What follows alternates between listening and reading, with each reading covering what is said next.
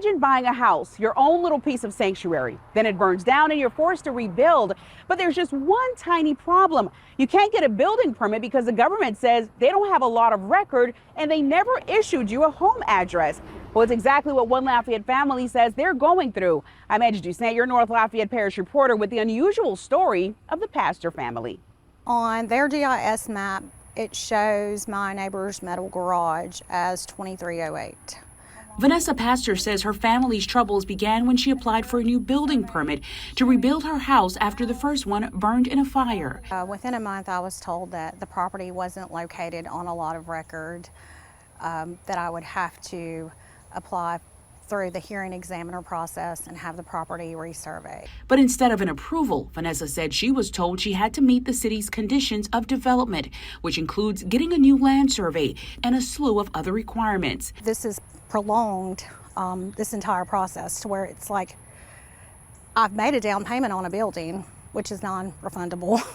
I've already spent over $60,000 and I haven't even began the building process. Records show that Vanessa's original house was built in 1980. She purchased the home in March of 2022. Our news team even reported on the house fire back in January, and when I searched for the address in Google Maps, it was almost impossible to find the location. But tax records show that she has been paying property taxes for years. So I took the questions to Lafayette Parish Tax Assessor Conrad Como. In our records, the home has existed for a while, and in 2023, we showed the home on the account. Our records for 2024 show that the house burned and was demolished, so we took it off of our records for the tax year 2024.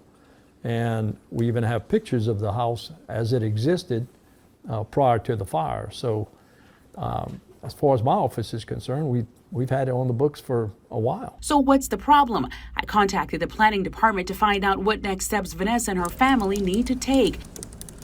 LCG sent me this statement saying LCG did not issue Vanessa's address, although she has been using the 2308 Pinhook address for years. LCG said a field verification was performed and they will issue 2308 to the property. Meanwhile, Vanessa tells me her family has been renting since the house fire and are ready to resolve the issue so they can rebuild.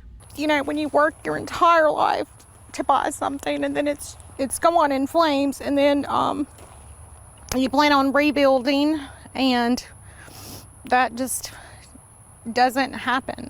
Now, Vanessa tells me she's still going through the process of obtaining a building permit. She says she has retained a lawyer to help her with this process.